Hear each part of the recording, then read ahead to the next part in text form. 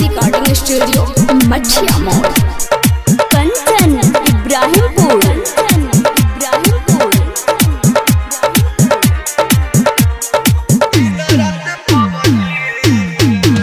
तोहके भूले खातिर लबदी रे खेली दिन रात पबजी रे तोहके भूले खातिर लबदी रे खेली दिन रात पबजी रे ओखिया जागता निक न लागता ओखिया जागता निक न लागता अरे खाना रोटी सब्जी रे तोहके भूले खातिर लबदी रे खेली दिन रात पबजी रे तोहके भूले खातिर लबदी रे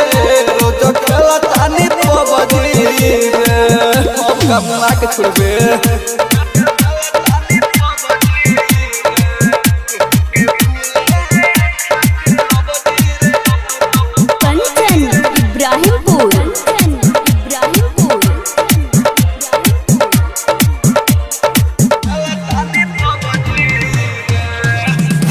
भरवा घरवा छोड़ी रही बहरा रे हो प्यारी कोई के धोखा दी होले जखम गहरा रे हो दिन भरवा घरवा छोड़ी रही बहरा रे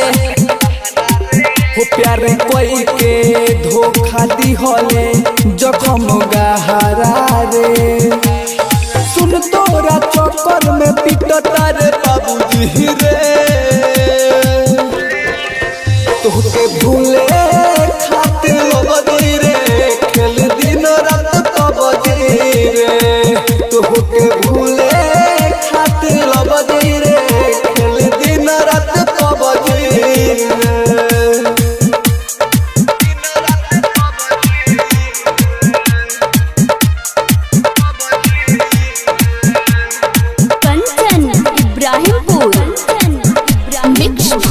रिकॉर्डिंग स्टूडियो मछिया मोड़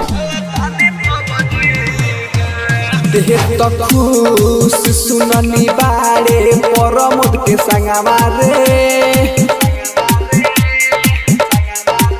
होवा के देखू रोज पीले बिसकिया रमावा रे